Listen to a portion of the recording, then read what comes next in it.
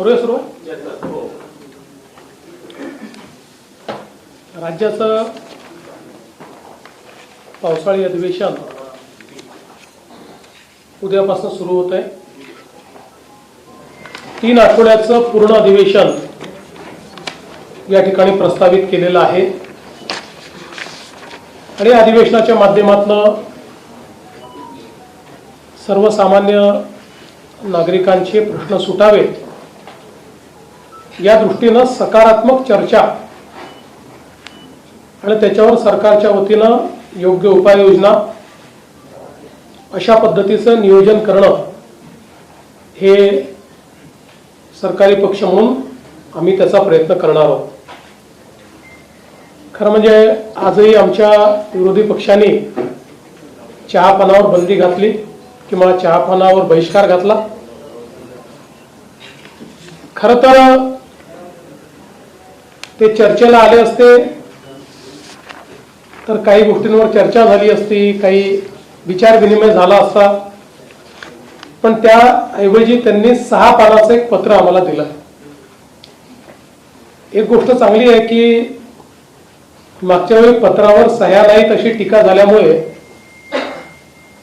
यावेळी पत्रावर सह्या दिसत आहेत. पण आपल्यापैकी ज्यांनी ज्यांनी पत्र बघितलं असेल त्यांच्या लक्षात येईल की आधीच सगळ्यांच्या सह्या वेगळ्या पानावर घेऊन ठेवल्या आहेत आणि त्याच्यावर 6 पानाचं पत्र जोडलेलं आहे. त्याच्यामुळे हरकत नाही, पण किमान म्हणजे काहीतरी आमचे विरोधक लक्षात घेत आहेत ही अतिशय चांगली गोष्ट आहे. आणि आपण जर बघितलं तर हा जो काही सह्यांचा जो काही एका कागदावर त्या ठिकाणी हाताने पृष्ठ क्रमांक लिहिलेला आपल्याला पाहायला मिळतो, त्यातून लक्षात येतं की ते वेगळं जोडलेलं आहे. आपण जर हे पत्र बघितलं, मला थोडी शंका आली म्हणून मी जरा चेक केलं तर माझ्या लक्षात आलं की हे पत्र देखील ChatGPTने तयार केलं आहे. याचा उपयोग करून म्हणजे पत्र हे तयार करण्याकरता आता विषय राहिले नाहीत, कल्पकता राहिली नाही किंवा प्रश्नांचं आकलन जे आहे ते आकलन राहिलेलं नाही. त्यामुळे AIचा उपयोग करून पण मला या गोष्टीचा आनंद आहे की किमान टेक्नॉलॉजीचा उपयोग हे विरोधक करायला लागलेले आहेत. ही चांगली गोष्ट आहे. आपल्यापैकी प्रत्येकालाच तंत्रज्ञानाचा उपयोग केला पाहिजे.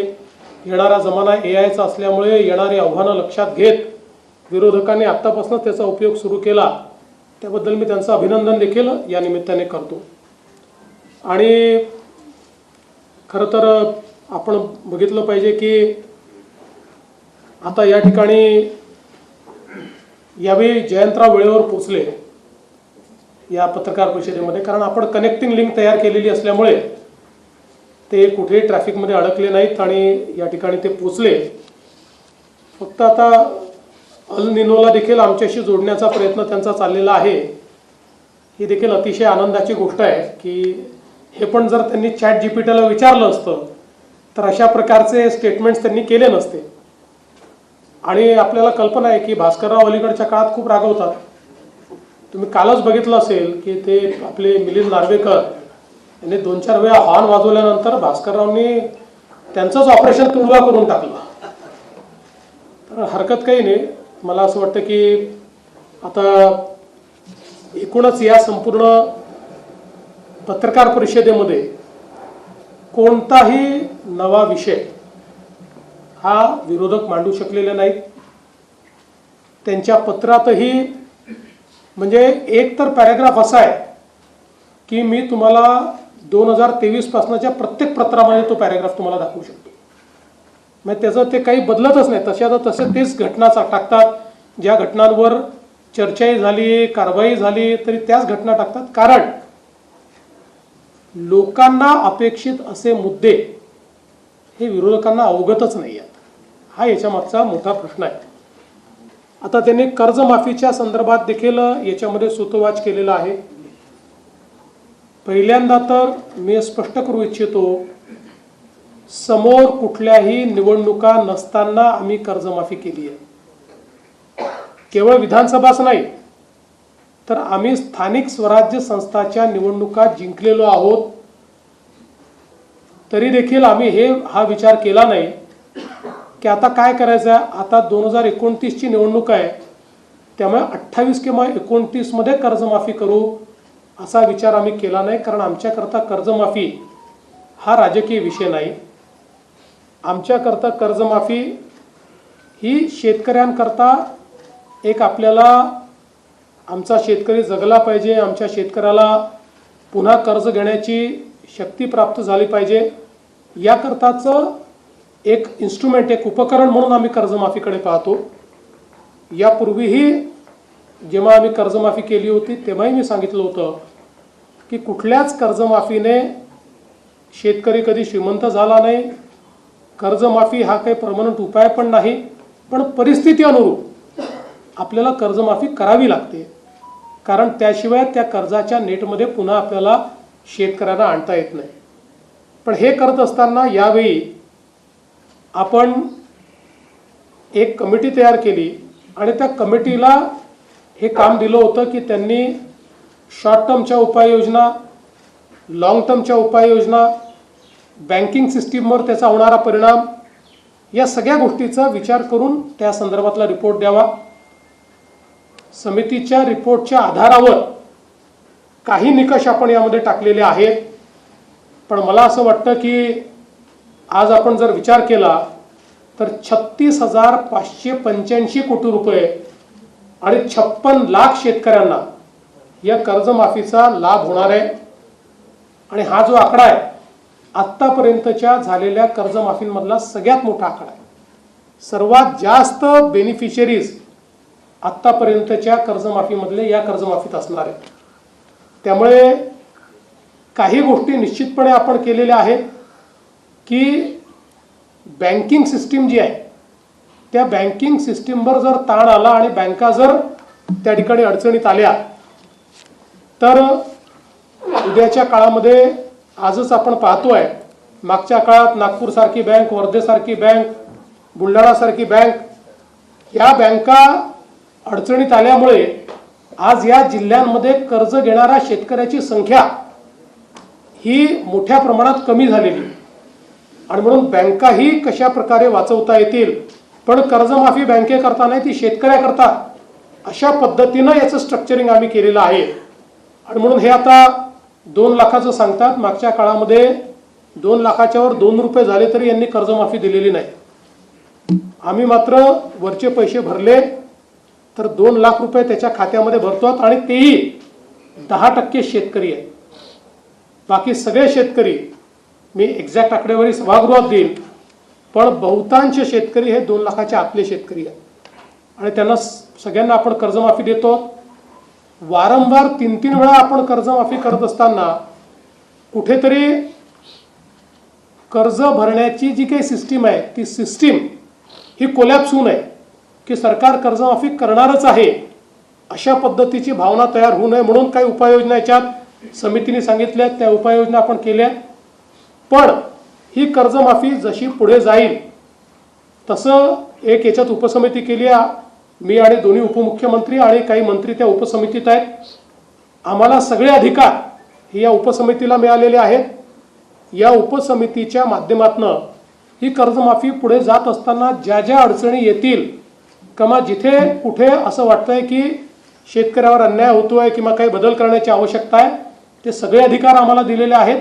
त्यानुसार त्यावेळी योग्य निर्णय हे आम्ही निश्चितपणे त्या ठिकाणी घेऊ. खरं म्हणजे एक राज्यामध्ये खूप अडचणीची परिस्थिती तयार झालेली आहे. अल निनोमुळे पाऊस खूप लांबलेला आहे आणि मोठ्या प्रमाणात पावसाचं डेव्हिएशन आहे. जर आपण जून महिन्याच्या पावसाचा विचार केला तर आतापर्यंत सरासरीपेक्षा 80% कमी पाऊस पडलेला आहे. आणि तो आपण जर बघितला तर विदर्भात 80%, मध्य महाराष्ट्रात 83% आणि कोकणात तर सरासरीच्या 86% कमी आहे. मराठवाड्यामध्ये मराठवाड्यात ओव्हरऑलच पाऊस कमी पडत असल्यामुळे तो 69% कमी आहे. त्यामुळे ही अत्यंत चिंतेची बाब आहे. काही जिल्ह्यांमध्ये तर अजून पावसाचा एक थेंबही पडलेला नाही. आत्ता जे काही IMDने आज आपल्याला माहिती दिलेली आहे त्या माहितीप्रमाणे कोकणामध्ये 23 जूनपासनं पावसाचा थोडासा जोर धरेल आणि काही प्रमाणात पाऊस, जोराचा पाऊस हा काही दिवसात आपल्याला तो पाहायला मिळेल. पण विदर्भ असेल किंवा मराठवाडा असेल, इथे मात्र कमी किंवा मध्यम पाऊसच सध्या आहे. त्यामुळे जुलैच्या पहिल्या आठवड्यापर्यंत खूप पाऊस किंवा पेरणीलायक पाऊस अद्याप तरी सर्वदूर दिसत नाहीये. काही भागात येईल तो, पण स्कॅटर्ड येणार आहे. आणि म्हणून आमची सर्व शेतकऱ्यांना विनंती असेल की सातत्याने आम्ही ॲडवायझरी देतो आहोत. राज्य सरकारच्या ॲडवायझरीप्रमाणे म्हणजे 100 मिलीमीटर पाऊस जेव्हा जमिनीत जातो त्यानंतरच या पेरण्या करणं हे अपेक्षित आहे. त्यानुसार आपण सगळा फोरकास्ट आणि सगळ्या सूचना या शेतकऱ्यांना देतो आणि शेतकऱ्यांनी निश्चितपणे मला असं वाटतं की त्याच्याकडे लक्ष देऊनच हे करावं. पाणी साठा देखील सध्या मर्यादित आहे. राज्यात एकूण 24% पाणी साठा आहे, जो मागच्या वर्षी या दिवसांमध्ये 33% होता. नागपूर विभागात 35% आहे, अमरावती विभागात 38% आहे, छत्रपती संभाजीनगर विभागात 26% आहे, पुणे विभागात केवळ 14% आणि कोकणात 29% आहे, नाशिक विभागात 24% आहे. त्यामुळे एकूणच आपण जी काही शेती करता पाण्याची आवर्तनं होती ती काही प्रमाणात आता आपण त्याच्यात बंदी घातली, विशेषतः उपस्यावर बंदी घातली आवर्तनापेक्षा. कारण आपल्याला समजतं की उपस्यावरही बंदी घातली तर काही शेतकऱ्यांची अडचण होईल, परंतु पावसाचा जोपर्यंत ठिकाणा लागत नाही तोपर्यंत पुढच्या काळाकरता पिण्याचं पाणी हे राखून ठेवणं गरजेचं आहे.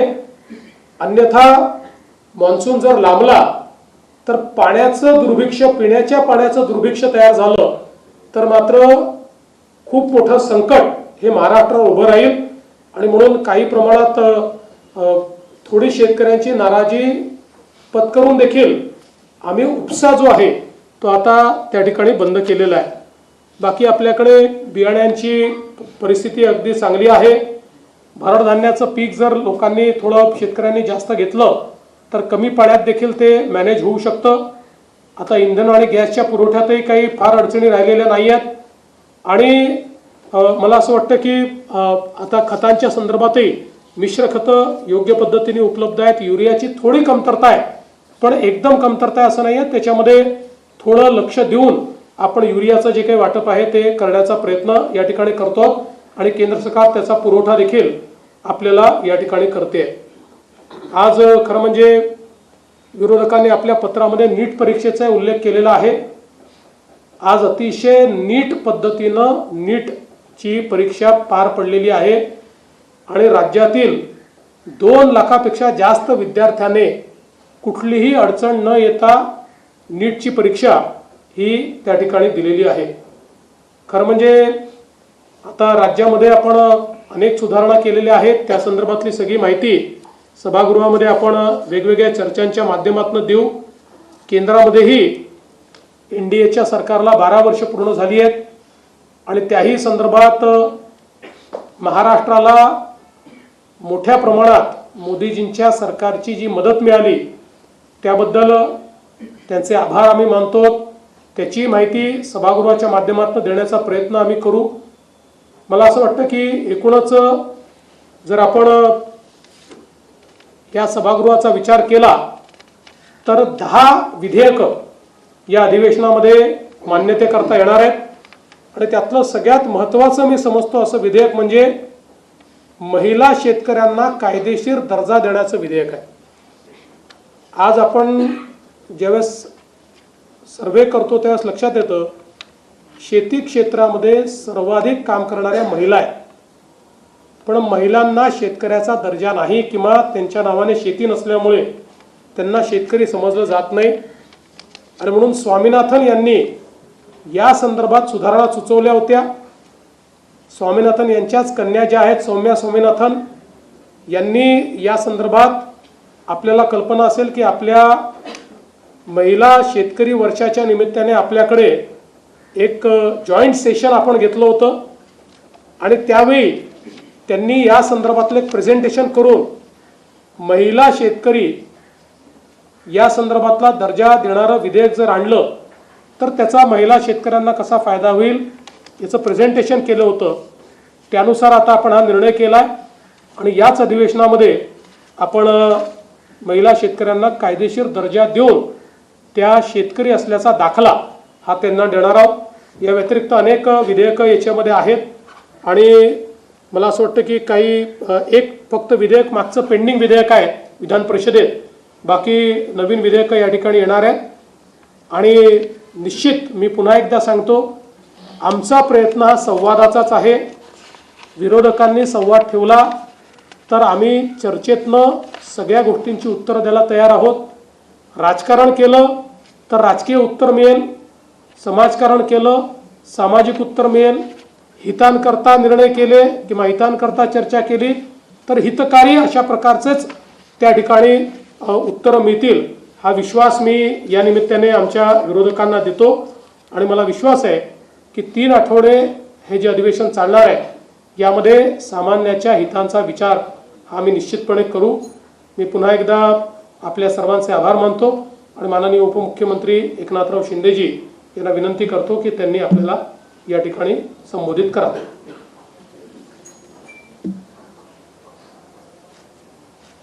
पत्रकार परिषदेमध्ये सगळ्यांचं मनापासून स्वागत. उद्यापासून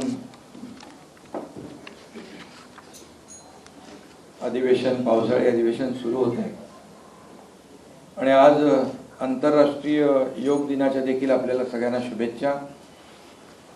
आदरणीय प्रधानमंत्री नरेंद्र मोदीजींनी योगाला जागतिक स्तरावर नेण्याचं काम केलं, त्यामुळे आम्ही सगळ्यांनी योगा केलेला आहे सकाळी. आणि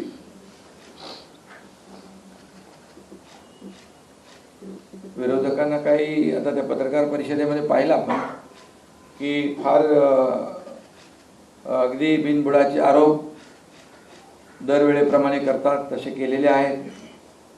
त्यांची जळजळ मळमळ आम्ही समजू शकतो, पण त्यांनी पण योग करावा आणि चांगलं फिट राहावं. खरं म्हणजे त्यांचा बहिष्कार कायम आहे. म्हणजे तिकडे एकतर एवढं युद्ध चालू आहे इराण आणि अमेरिकेचं, त्यांनी देखील सीज फायर केलं, पण ह्यांचं काय बहिष्कार संपत नाही. खरं म्हणजे त्यांना आमचा दिवसा आवडत नाही चहा, पण लपून छपून रात्रीचे भेटतात काही लोक. त्यांच्याकडून एक मेसेज आला होता, पेय बदलून बघा. जाऊ द्या, गमतीचा भाग आहे. परंतु माझं त्यांना एवढंच सांगणं आहे की अधिवेशन जे असतं हे राज्यातले प्रश्न सोडवण्यासाठी आणि राज्यातल्या प्रश्नांना न्याय देण्यासाठी. परंतु विरोधी पक्षाने नेहमीच बहिष्काराचं जे काही हत्यार कायम ठेवलेलं आहे आणि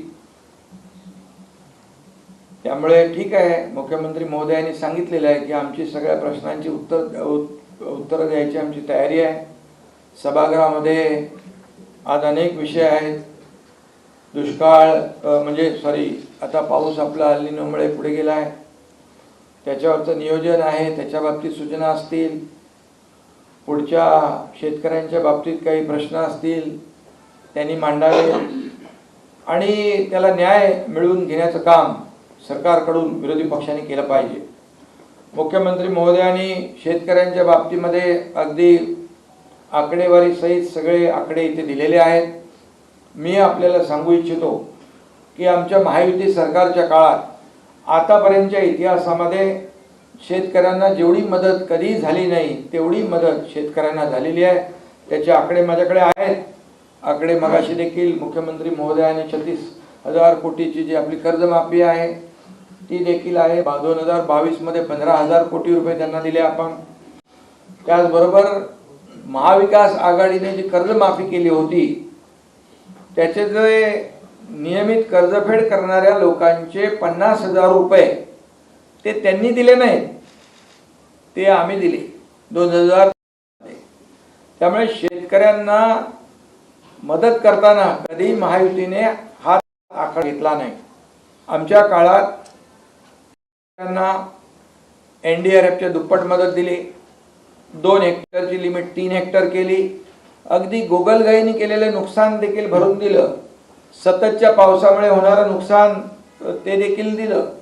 या सगळ्या गोष्टी ज्या आहेत विरोधकांना माहीत आहेत, विरोधी पक्षाला माहीत आहेत, तरी सुद्धा नेहमी ते बिनबुडाचे आरोप करत असतात. आज मगाशी देखील मुख्यमंत्री म्हणाले की निवडणुका आहेत का आता, तर नाही आहेत.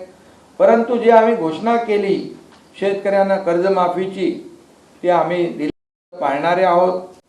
आम्ही आमची भूमिका अतिशय शेतकऱ्यांच्या बद्दल उदार भूमिका आहे. शेतकरी हा आपला मायबाप आहे. आम्ही नेहमी म्हणतो आमच्या तिजोरीवर, राज्याच्या तिजोरीवर, सरकारच्या तिजोरीवर पहिला अधिकार कुणाचा असेल तर बळीराजाचा असेल.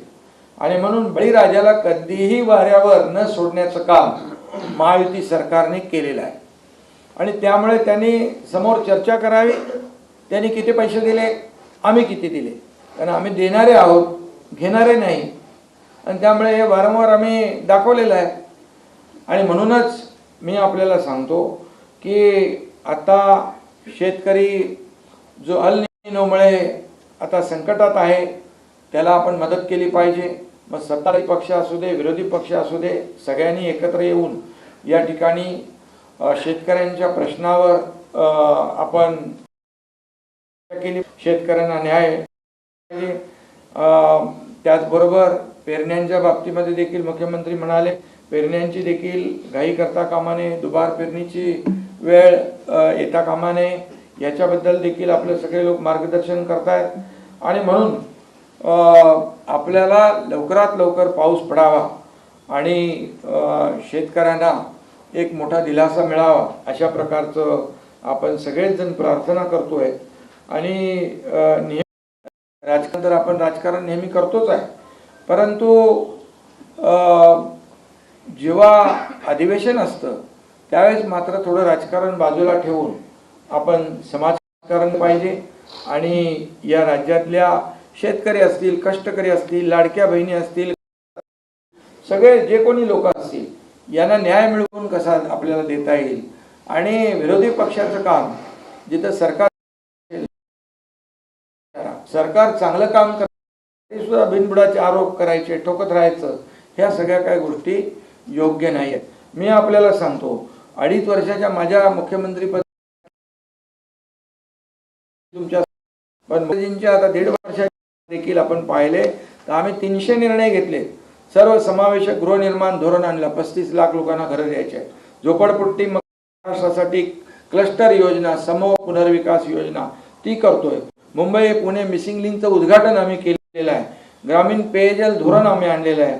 प्रशासन अधिक कार्यक्षम आम्ही करतोय. सरकारी विभाग वाढवून मुख्यमंत्री महोदयांच्या मार्गदर्शन 46 आपण केले. ग्रामीण भागात 3,500 किलोमीटरचे रस्ते आम्ही बांधतोय. 90,000 कोटींच्या उद्योगांना प्रोत्साहन दिलेलं आहे. 20,000 रोजगार मिळतील. आणि राज्यात AI धोरण मगाशी तुम्ही बोललात ते AI त्यांनी पत्रामध्ये AI वापरलेलं आहे. AI धोरण आम्ही जाहीर करतोय. त्या विकसित भारत जी योजनेची प्रभावी अंमलबजावणी देखील आम्ही करतोय. अलिबाग मल्टीमॉडल कॉरिडॉर आम्ही करतोय. त्याचबरोबर अनेक depot, gateway of India, metro 23,487 कोटीला मंजुरी दिली आहे. सांडपाणी प्रक्रिया पुनर्वापर धोरण 424 शहरांना लाभ देणारं या ठिकाणी आम्ही आणलंय. तुम्हाला एकच सांगतो, मुंबई महापालिका 20-25 वर्षे ज्यांच्या ताब्यात होती, सिमेंटचे रस्ते जाऊ द्या, साधे STP पण नव्हते, सगळं प्रदूषित पाणी समुद्रात जात होतं. जेव्हा महायुती पुन्हा सरकारमध्ये आलो 22ला निर्णय आणि सिवरेज ट्रीटमेंटला मंजुरी दिली. 7 ट्रीटमेंट 24,000 कोटी. आणि आता ते वर्षभरामध्ये कंप्लीट होतील. म्हणजे समुद्रात होणारं इतके वर्षाचं प्रदूषण देखील कमी होईल. म्हणजे एक उदाहरण दिलं तुम्हाला मी. त्यामुळे सगळे स्टे होते ते पण आम्ही काढून ते जाऊ देते, खूप जुनं झालं. आणि स्पीड ब्रेकर काढून टाकले. महाविकास आघाडीचा पाय कशावर होता तर ब्रेकवर होता, आमचा कशावर. आणि म्हणून हा फरक आहे महायुती आणि हा. आणि त्यामुळे आता खूप मोठ्या प्रमाणात इन्फ्रास्ट्रक्चर नंबर 1 आहोत, GDPत नंबर 1 आहोत, स्टार्टअपमध्ये नंबर 1 आहोत, FDI मध्ये नंबर 1 सगळे पण आहे. नवी मुंबईचं एअरपोर्ट लोकार्पण झालं. आता ठाणे आणि नवी मुंबई विमानतळ उन्नत मार्ग आम्ही करतोय. एअरपोर्टला मेट्रोने जोडतोय. कारण आपल्याला की ते म्हणतात काय केलं काय केलं काय केलं. अरे काय केलं ते हे बघा ना, डोळे उघडा, डोळे बघा नीट. आणि त्यामुळे मी काय कोणाचा प्रचार करत नाही भाई, परंतु पक्षाने देखील सरकार किती गतिमानतेने वेगाने काम करतोय याचं ऍप्रिशिएशन सोडा, पण टीका करू नका. आज देशाचे प्रधानमंत्री नरेंद्र मोदीजी जे 12 वर्ष कार्यकाळ झाला, वर्षामध्ये 2014 पूर्वीची आपण परिस्थिती पाहिली, 2014 नंतरची परिस्थिती पाहिली देशाची, म्हणजे महाराष्ट्राला काय ते काँग्रेस पार्टीने 2 कोटी दिले होते ना, 2 लाख कोटी 2 लाख कोटी मोदी साहेबांनी 2 लाख कोटी 10 वर्षात, आणि 10 वर्षात मोदी साहेबांनी 12 लाख कोटी रुपये दिले. तरी मोदी साहेबांच्या नावाने त्यांच्यावर आरोप करतात. आणि म्हणून महाराष्ट्राच्या विकासाला चालना देण्यासाठी आम्ही जातो त्यांच्याकडे. दिल्लीमध्ये गेलो तरी पोटात दुखते, मी गावी गेलो तरी पोटात दुखते. आता काय करायचं. आणि म्हणून मोदी साहेबांनी सडळ असते या ठिकाणी आपल्या 76,000 कोटी आज एक वाढवण बंदर होतंय. का पोटात दुखतंय तुमच्या. महाराष्ट्र पुढे जातोय, महाराष्ट्र पुढे वेगाने पुढे जातोय, त्याच्यामध्ये सामील व्हा. आणि म्हणून आपल्याला एवढं सांगतो की किती आरोप केले, किती काही केलं तरी सुद्धा महायुतीने जे काम केलेलं आहे, पूर्वी जेव्हा देवेंद्रजी मुख्यमंत्री होते त्यांनी सुरू केलेल्या योजना, जलयुक्त शिवार योजनेसारखा महत्वाकांक्षी प्रकल्प मराठवाडा वॉटर ग्रीड बंद करून टाकला, त्याच्यावर बंद केला. हे काय तर ह्याच्यामध्ये भ्रष्टाचार झालेला आहे. चौकशी केली, 1 रुपयाचा भ्रष्टाचार नाही, पण त्यांनी चांगली योजना बंद केली. मग ते आम्ही पुन्हा सुरू केली 2022 मध्ये, आणि 2022 मध्ये सगळ्या योजना पुढे केल्या. 2022ला सरकार बदललं नसतं ते महाराष्ट्र 20-25 केला असता. आणि म्हणजे वस्तुस्थिती आहे, तुम्ही बघताय, कोस्टल रोड बघताय, तुम्ही बोलले नाही ते काय कोण आले आपले जयेंद्रवाला, आम्ही त्याला पण ते मोकळा ठेवला खटापडी. आणि म्हणून Atal Setu, coastal road, missing link, महामार्ग, किती प्रकल्प आम्ही केले. आज देवेंद्रजी गेलो तिकडे दावोस मध्ये, किती आणले हो, 15 लाख किती 16 लाख कोटी. मी गेलो तेव्हा सुरुवातच होती.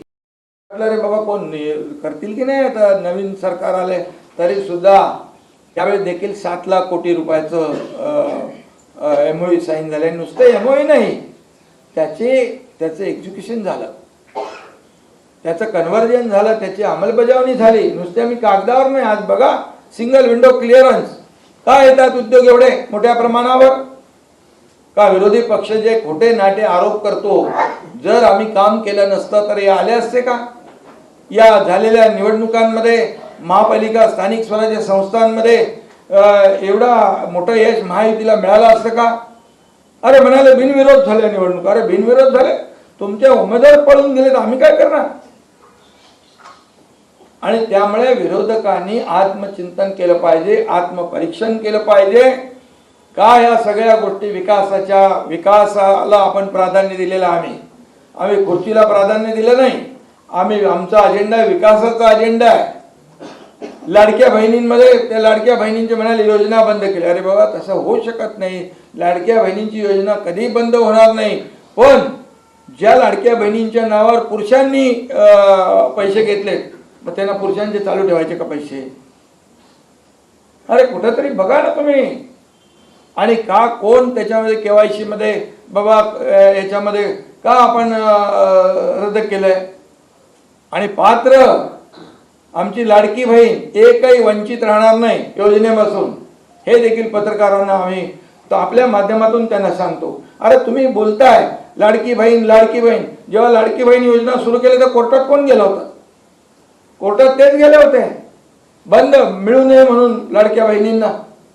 आणि त्यामुळे ते जाऊ द्या, परंतु आम्ही लाडकी बहीण योजना सुरू केली, राबवली, पुढेही चालू राहणार. आणि या सगळ्या योजना ज्या आहेत, या सगळ्या योजना बघा, कर्जमाफीचा आम्ही निर्णय घेतला, मुख्यमंत्र्यांनी अर्थसंकल्पीय अधिवेशनामध्ये घोषणा केली, त्याचं आता शेतकऱ्यांना वाटप सुरू होत आहे. आणि मग आम्ही बोलतो ते करतो, दिलेला शब्द पाळतो. आम्ही प्रिंटिंग मिस्टेक कधी म्हणत नाही, प्रिंटिंग मिस्टेक झाली म्हणून निवडणुकीत बोलायचं असतं, करायचं कुठं असतं, असं नाही आहे. आणि म्हणून महायुती सरकार जे आहे या ठिकाणी महाराष्ट्राला पुढे घेऊन चाललंय. डबल इंजिन सरकार आहे, केंद्र सरकारचा पूर्ण पाठिंबा आहे. आणि म्हणून मी आपल्याला एवढं सांगतो, यावं त्यांनी सभागृहामध्ये बोलावं, चर्चा करावी, प्रत्येक प्रश्नाला ते जबाब मिळेल. पायऱ्यांवर जाऊन फक्त स्टंटगिरी करायचं सोडून द्या. आणि लोक बघतात, लोक पाहतात. आणि म्हणून विरोधी पक्षाला देखील ते संख्या कमी असली तरी सुद्धा आम्ही त्यांना मान देणार. शेवटी लोकशाहीमध्ये आम्ही सत्तेत असलो तरी सुद्धा त्यांचा अनादर करणार नाही. परंतु त्यांनी देखील या ठिकाणी जे आहे वस्तुनिष्ठ बोललं पाहिजे. फुकटचं काहीतरी खोटे नाटे आरोप करता कामा नये, एवढंच माझी त्यांना सूचना आहे. बाकी तर उद्यापासून तुम्हाला कळेल सगळं.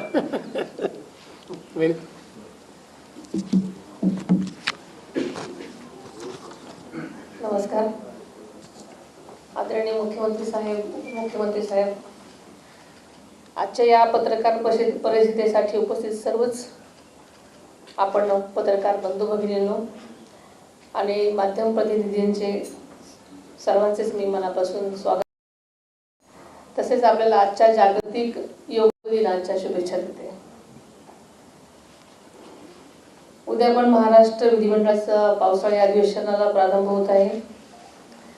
या अधिवेशनाच्या पूर्वसंध्येला या पत्रकार परिषदेच्या आयोजन केलेलं आहे आणि आपण सर्वजण उपस्थित आहात, आपल्या सर्वांचं धन्यवादही मानते. आपल्या लोकशाही व्यवस्थेमध्ये विधिमंडळ हे जनतेच्या अपेक्षा, प्रश्न आणि आकांक्षा मांडण्याचं सर्वोच्च व्यासपीठ आहे असं माझं मत आहे. आणि या अधिवेशनामध्ये जनहिताचे विषय, विकास कार्य आणि राज्याच्या प्रगतीशी संबंधित महत्त्वाच्या मुद्द्यावर सखोल चर्चा नक्कीच होईल. अधिवेशनाच्या या पूर्वसंध्येला आयोजित चहापान कार्यक्रम ही राज्यातली खरंतर जुनी आणि सकारात्मक परंपरा आहे. हा कार्यक्रम केवळ औपचारिकता नसून सत्ताधारी आणि विरोधी पक्षांमधील संवादाचं प्रभावी माध्यम आहे. मतांमध्ये विविधता असू शकते, पण लोकशाहीमध्ये संवाद अत्यंत महत्त्वाचा असतो. जनतेच्या हितासाठी विधायक चर्चा आणि सकारात्मक सहकार्य हे आवश्यक असतं. आणि आपल्याला माहितीच आहे की विरोधकांनी नेहमीप्रमाणे चहापानावर बहिष्कार घातलेला आहे. मात्र मी जास्त याच्यावर बोलू इच्छित नाही, कारण मुख्यमंत्री साहेबांनी सर्व सांगितलेलं आहे. पण माझं मत आहे की संवादाने प्रश्न सुटतात आणि यावर माझा विश्वास आहे. राज्य सरकार विरोधकांच्या प्रत्येक विधायक सूचनांचं नेहमीच स्वागत करत आलेले आहे. जनतेच्या प्रश्नावर चर्चा करून मार्ग काढण्याची आमची नेहमीच भूमिका राहिलेली आहे. आणि राज्याच्या विकासासाठी शेतकरी, कामगार, महिला, युवक, उद्योग, शिक्षण, आरोग्य आणि पायाभूत सुविधांशी संबंधित विषयांवरती सरकार अधिवेशनामध्ये नेहमीच सकारात्मक भूमिका मांडत आली आणि मांडेल. यंदाच्या या अल निनोच्या प्रभावामुळे राज्यामध्ये अपेक्षित प्रमाणामध्ये पाऊस अद्याप सुरू झालेलाच नाही. अजूनही मान्सूनचा प्रभाव आपल्या हातात असा नाहीच आहे. अशा परिस्थितीमध्ये शेतकऱ्यांच्या घाईगडबडीत पेरणी करण्याचं टाळावं. भारतीय हवामान विभागाच्या म्हणजेच IMD अधिकृत अंदाज घेऊनच पेरणीबाबत निर्णय घ्यावा असं आमचं सगळ्यांचंच मत आहे.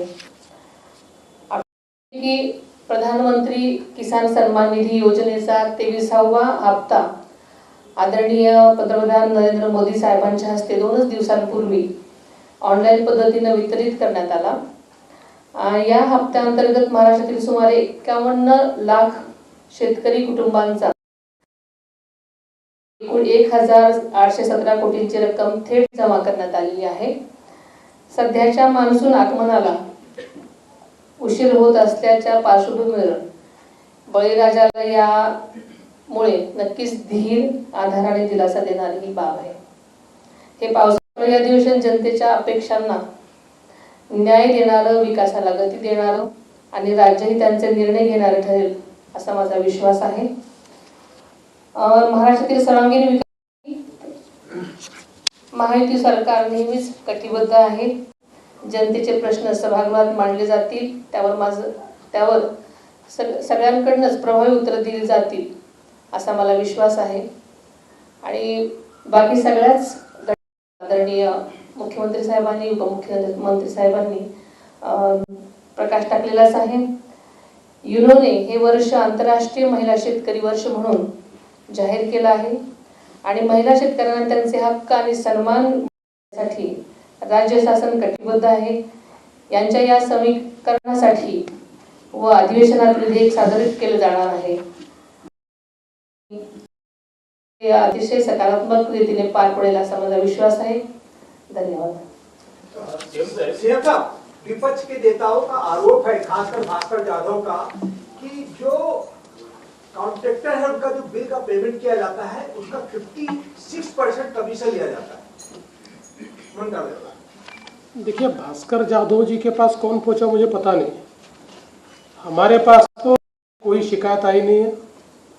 कोणीही अशा प्रकारची तक्रार केली तर त्याच्यावर कारवाई होईल. पण मला असं वाटतं अलीकडच्या काळामध्ये भास्कर जाधवांचा जो भास आहे तो वाढलेला आहे. त्यांना वेगवेगळे भास व्हायला लागलेले आहेत. त्यातनं कदाचित हा भास त्यांना झालेला असेल. हे सरकार इतकं ट्रान्सपरंट आहे की कोणाला मंत्रालयात यावंच लागत नाही. थेट खात्यामध्ये पैसे जमा होतात. आणि आता तर आम्ही PWD विभागामध्ये अशी व्यवस्था उभी केलेली आहे की एका विविक्षित रकमेपर्यंत तर त्यांना इमिजिएटली ते पैसे त्या ठिकाणी मिळतात. किंवा त्यांना आता चेक डिस्काउंटिंगची देखील व्यवस्था आम्ही केलेली आहे. आणि काही अजूनही व्यवस्था ज्या आहेत या ऑनलाईन करण्याचा आमचा प्रयत्न आहे. हवेत तीर मारायचे, वाटेल ते आरोप करायचे यांनी जनतेचा विश्वास मिळत नाही. आम्हीही विरोधी पक्षात होतो, पुरावे देऊन आरोप केलेला आरोप कधी परत घेतला नाही. धानाच्या बोनसचा प्रश्न अजूनही प्रलंबित आहे. त्या संदर्भात यापूर्वी सांगितलेलं आहे. हेच सरकार आहे की ज्या सरकारने वारंवार धानाला बोनस दिलाय. यापूर्वीच्या सरकारने धानाला बोनस दिलेला नाही. त्यामुळे या संदर्भात राज्य सरकारने सांगितलंय योग्य निर्णय आम्ही करू. 81 लाख लाडक्या बहिणींना पैसे मिळत नाहीये असा आरोप यावेळेस केला गेला. 81 लाख महिलांना पैसे मिळत. याही संदर्भात मी वारंवार स्पष्ट केलेलं आहे की अनेक वेळा संधी देऊन ज्यांनी KYC केलं नाही याचा अर्थ कुठल्या तरी एका नियमात ते बसत नाही. जसं आमच्या लक्षात आलं की 10 लाख लाभार्थी असे आहेत की जे इन्कम टॅक्सच्या लिमिटच्या बाहेर आहेत. 2.5 लाखाच्या वर ज्यांचं त्या ठिकाणी उत्पन्न आहे. आपण काही अटी शर्ती ठेवून ही योजना लावली होती ज्यात 2.5 लाखाच्या आत उत्पन्न पाहिजे, एका घरामध्ये 2च महिलांना हे घेता येईल, अशा ज्या अटी शर्ती आपण लावल्या होत्या. आता आपण सगळा डेटा कलेक्ट करतो.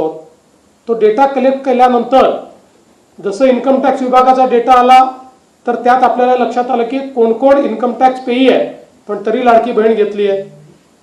RTOचा डेटा घेतला तर लक्षात आलं कोणाकडे 4 व्हीलर आहे पण तरीही त्या ठिकाणी त्यांनी बेनिफिट घेतलेला आहे. रेशन कार्डाचा डेटा घेतला तर लक्षात आलं की एकेका घरामध्ये 6-6, 7-7 लोकांनी समजा घेतलं असेल तर 2चा नियम आहे.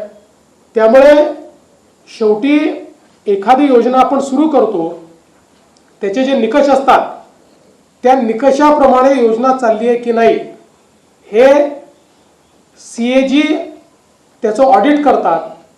आणि निकष योजना चालली असेल तर राज्य सरकारवर ताशेरे येतात. आणि म्हणून सुरुवातीला आपण योजना सेल्फ सर्टिफिकेशनवर केली होती.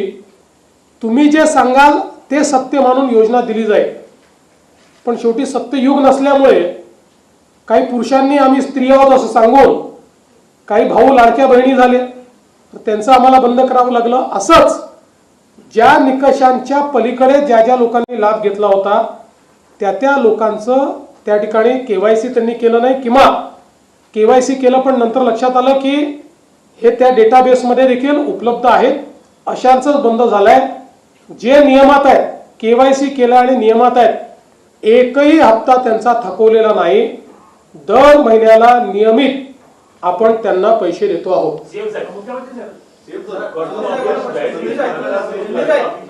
ऑपरेशन टायगर संदर्भात प्रश्न आहे. कर्जमाफी सरकार जाहीर केली, पण विरोधकांचा असा आरोप आहे की अटी शर्तीमध्ये ही कर्जमाफी अडकलेली आहे आणि सरकारने शेतकऱ्यांचा सातबारा कोरा करायला पाहिजे. नंबर 1. नंबर 2, मुंबईची जी जीवनवाहिनी आहे बस बेस्टी संपूर्ण ठप्प झालेली आहे आणि मेस्मा कायदा लागू केला असं जाहीर केले, पण अद्यापपर्यंत काहीच नाही. पहिल्यांदा तर सांगतो, विरोधकांना बोलायचा अधिकार नाही.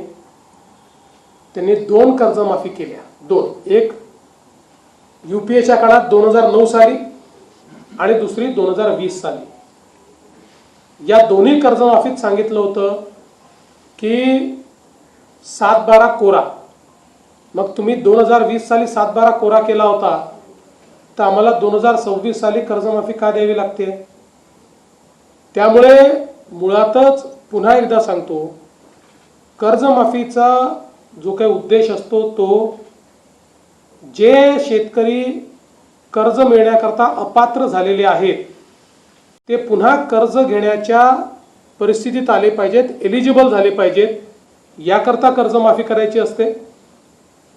दुसरं, आपण कर्जमाफी ज्यावेळेस करतो त्यावेळी जो नियमित कर्ज भरणारा शेतकरी आहे त्याला हे वाटू नये की मी कर्ज थकवलं असतं तर फायदा झाला असता, मी कर्ज भरलंही चूक झाली, म्हणून त्यालाही आपण मदत करतो. त्यामुळे मी पुन्हा एकदा सांगतो, अटी आणि शर्ती काहीच नाही. ज्या काही अटी आपल्याला पाहायला मिळत आहेत त्या उलट UPA सरकारच्या ज्या काही कर्जमाफी आहेत त्यापेक्षा चांगल्या अटी आहेत, सोप्या आहेत. आणि एकच यामध्ये आम्ही प्रयत्न करतो की बँकिंग सिस्टीम आपली जी आहे त्याच्यावर अनिष्ट परिणाम होणार नाही, अशा प्रकारचा प्रयत्न आम्ही करतो आहोत. तेवढाच एक प्रयत्न याच्यामध्ये आहे. त्यामुळे कुठलाही अभ्यास न करता नुसतं अटी शर्ती म्हणायचं, ज्यावेळी शेतकऱ्यांना याचा लाभ होईल त्यावेळी विरोधकांची तोंड बंद होतील. आणि बेस्टच्या संदर्भात माननीय उपमुख्यमंत्री त्या संदर्भात बैठक घेणार आहेत आणि त्यातनं मार्ग काढण्याचा प्रयत्न आहे. पण हा इल्लीगल स्ट्राईक आहे, त्यामुळे जरी इल्लीगल असला तरी शेवटी आपल्याला लोकांना त्या ठिकाणी फायदा झाला पाहिजे, लोकांना त्रास कमी झाला पाहिजे, या दृष्टीने या संदर्भात बैठक होणार आहे. ऑपरेशन टायगर संदर्भात प्रश्न आहे. खासदार ओमराजे निंबाळकर हे समजलं का सगळं? आहेत काय प्रश्न? खासदार ओमराजे निंबाळकर नाराज आहेत, त्यांच्यावरती ठाकरे गटाकडनं खूप जहरी टीका करण्यात आली, त्यांना रील स्टार देखील म्हणण्यात आलं. तेच ओमराजे निंबाळकर उद्या मातोश्रीवरती जाणार आहेत. नेमकं ऑपरेशन टायगर संदर्भात काय सध्या स्थिती आहे? 6 खासदार जे आहेत त्यांची एकत्र गट स्थापन केल्यानंतर तुमच्यामध्ये पक्षप्रवेश होणार आहे का त्यांचा? लवकरच तुम्हाला ब्रेकिंग न्यूज मिळेल. आम्ही ऑपरेशन अर्धवट करत नाही, फुलप्रूफ करतो आणि ते तुम्हाला माहीत आहे, अनुभवी आहे. ओमराजे निंबाळकरांच्या बाबतीत आपण म्हटलं, खरं म्हणजे काल त्यांच्या वडिलांच्या हत्येचा खटला कोर्टामध्ये निर्णयासाठी होता. ते स्वतः आणि त्यांचा कुटुंब पूर्ण एका वेगळ्या दुःखामध्ये होतं आणि अशा संवेदनशील परिस्थितीमध्ये त्यांना शिवीगाळ करणं आणि आरोप प्रत्यारोप करणं, त्यांच्याकडे होते तेव्हा ते अगदी जमिनीवरचा कार्यकर्ता म्हणून म्हणणं आणि नंतर आरोप करणं रील स्टार म्हणून, हे सगळं जे आहे, सकाळी आरोप करतात, खासदारांना शिव्या देतात, संध्याकाळी त्यांच्या रात्री गपचूप जाऊन घरी जाऊन पाय धरतात. हा खरं म्हणजे एक केमिकल लोचा आहे. आणि मी आपल्याला सांगू इच्छितो की जे काही आता चर्चा सुरू आहे ह्या सगळ्या झूट आहेत. तुम्हाला थोडं थांबा, ब्रेकिंग न्यूज मिळेल. ऑपरेशन यशस्वी आहे आणि बॉडी एकदम सुदृढ आहे. राज ठाकरे काल याविषयी असं म्हणाले, राज ठाकरे काल याविषयी असं म्हणाले की अमित शहा 19ची तयारी करतायत म्हणून भाजपमध्ये न येता हे लोक शिवसेनेत गेले. तुमचं मत काय आहे? मी काल एक मीम पाहिला. त्या मीममध्ये राज ठाकरे शांतपणे झोपलेले आहेत आणि त्या ठिकाणी लिहिलं आहे, मला शांत झोप लागते कारण माझ्याकडे खासदारी नाही, आमदारी नाही, कोणी जाण्याचा प्रश्नच नाही. मुख्यमंत्री एटीएसने 2-3 याद्या दिल्या सरकारला आणि त्या हजारो बांगलादेशींच्या याद्या आहेत. सरकारने पोलिसांनी कारवाई केली त्यांच्यावरती, पण ते बांगलादेशी शासकीय योजनामध्ये आहेत आणि याला उजवलेलं वर्ष व्हायला आलं तरी सुद्धा त्यांचा शोध लागत नाहीये. तर ह्या संदर्भात काय करणार आहे का? हा शोध आता लावणं सुरू झालेला आहे आणि तो शोध लावणं आता याकरता सोपं झालेलं आहे की आता पश्चिम बंगालमध्ये भारतीय जनता पक्षाचं राष्ट्रीय विचारांचं सरकार आलं आहे. मुळामध्ये आमचा प्रॉब्लेम हाच असायचा की ज्यावेळी आम्ही आयडेंटिफाय करायचो, आयडेंटिफाय केल्यानंतर लक्षात यायचं की बांगलादेशी आहे, पण पश्चिम बंगालमधल्या कुठल्या तरी गावातनं सगळी कागदपत्र, जन्माचा दाखला, रेशन कार्ड, सगळी दाखलं त्यांनी तयार केलेली असायची. त्यामुळे त्यांना डिपोर्ट करण्याकरता मोठी प्रोसेस करावी लागायची. त्या जिल्ह्यात जाऊन ती कागदपत्र खोटी आहेत ही त्या ठिकाणी प्रूव्ह करावी लागायची. आता सुदैवाने अशा पद्धतीची कारवाई पश्चिम बंगालमध्ये कोणाला करता येणार नाही. त्यामुळे आता डिपोर्टेशन हे फास्ट होईल. नीटच्या पेपरमध्ये 40 विद्यार्थ्यांनी आत्महत्या केली, तर आपण साधा दिलासा सुद्धा त्यांच्या परिवारांना दिला नाही, तर त्यामुळे काँग्रेस जनता पार्टी हा नवीन अभिजित दिपके पुढे येतोय, काय सांगणार आपण? प्रत्येक ठिकाणी आंदोलन पण तो करतोय. पहिल्यांदा तर मला असं वाटतं की हे जे काही आकडे आपण देतोय, अर्थात एकाही मुलाने आत्महत्या केली असेल तर ते दुःखाचीच गोष्ट आहे, पण 40 वगैरे असे जे आकडे आपण देतोय, मला असं वाटतं की थोडं संवेदनशीलतेने हे आकडे आपण दिले पाहिजेत. दुसरं, या ठिकाणी आता आपण सगळ्यांनी जी काही तो कुठला तुम्ही काय काक्रोच का काय त्याची आंदोलनं बघितली, कोणाचाही रिस्पॉन्स त्याला नाही.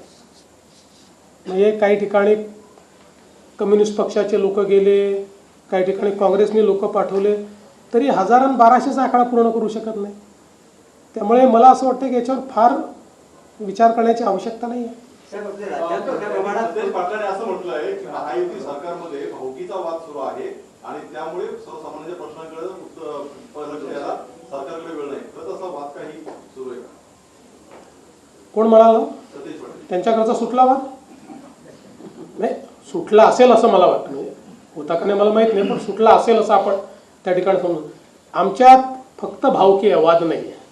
नुकताच वर्धापन पार पडला पक्षांचा आणि त्यामध्ये उद्धव ठाकरे असं म्हणाले की वेळ प्रसंगी मी माझ्या शिवसेना पदाचा राजीनामा द्यायला तयार आहे आणि कुठल्याही एका सामान्य शिवसैनिकाला मी त्या पदी बसवायला तयार आहे. तुमच्या दोघांचंही मत हवं आहे. आणि याच्यावर लागून एक प्रश्न आहे की या संदर्भात उद्धव ठाकरेंच्या या मेळाव्यामध्ये त्यांचे असणारे शिवसेना सदस्य मानण्याऐवजी त्यांचा रूप भाजपवर अधिक होता. पहिल्यांदा तर उजाडलेल्या गावाची पाटीलकी मी सोडतो असं म्हणणं, ओसाळ गावाची पाटीलकी सोडतो असं म्हणणं, आता हे कितपत योग्य आहे हे आपण सगळ्यांनी लक्षात घेतलं पाहिजे. बघा, शिवसेना म्हणजे काय? हा पक्ष नाही आहे. हा शिवसेना प्रमुख बाळासाहेब ठाकरेंचा विचार आहे आणि तो संपत्तीचा वारसा नाही आहे, तो विचारांचा वारसा आहे. तो विचारांचा वारसा ज्या क्षणी त्यांनी सोडला त्या क्षणी ज्यांना विचार मान्य होते ते सगळे वेगळे झाले आणि त्या सगळ्यांनी एकनाथराव शिंदेजींच्या नेतृत्वामध्ये हा विचारांचा वारसा पुढे नेण्याकरता शिवसेना ही जिवंत ठेवली आणि आज आपण बघतोय की सातत्याने हा विचार मांडणारे जे कार्यकर्ते आहेत, लोकप्रतिनिधी आहेत, ते विश्वासाने सगळे एकनाथराव शिंदेजींच्या नेतृत्वात एकत्रित येत आहेत. त्यामुळे मला असं वाटतं की ज्यावेळी आत्मचिंतन करण्याची आवश्यकता होती त्यावेळी माननीय उद्धवजींनी आत्मचिंतन केलं नाही. हा त्याचा परिणाम आहे. आज आता कोणाच्याही मनात ही शंका उरलेली नाही. बाळासाहेबांची शिवसेना म्हणजे एकनाथराव शिंदेजी चालवत आहेत तीच शिवसेना आहे. बाळासाहेबांचा धनुष्यबाण आता एकनाथराव शिंदेजींच्या सोबत आहे, त्यांच्या जवळ आहे आणि बाळासाहेबांचेच विचार ते पुढे नेत आहे. राजीनाम्याबाबत आपण आपल्याला काय वाटतं? सांगितलं ना, आता काय अजून सांगायचं? अरे ही वेळ का आली? आता राहिलंच नाही, कोणता राजीनामा देणार नाही तर काय करणार? साहेब, राज्यात खतं आणि बियाणे बोगस विक्री थोडी सक्रिय आहे आणि अशा घटनाही समोर येतात. यावर आपण नको का सारखे काही कायदे? नाही, सगळ्यांवर कारवाई चाललेली आहे. मला असं वाटतं की यावर्षी जेवढी कारवाई झाली ही अभूतपूर्व आहे. कारण आम्ही 1 महिन्यापासून या सगळ्या विषयांवर अतिशय कडक कारवाई सुरू केली होती.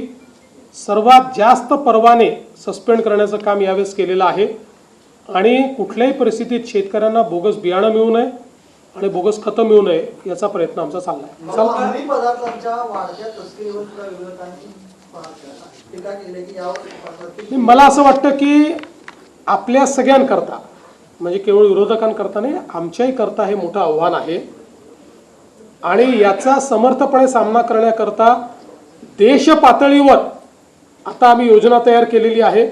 आणि म्हणून तुम्ही बघा, गेल्या 2 वर्षामध्ये अंमली पदार्थांवर जेवढ्या मोठ्या प्रमाणात कारवाई झाली ही देशाच्या इतिहासात यापूर्वी झाली नाही. आणि आता देशाच्या गृहमंत्र्यांनी सांगितलं आहे की माओवाद हा आम्ही संपवला.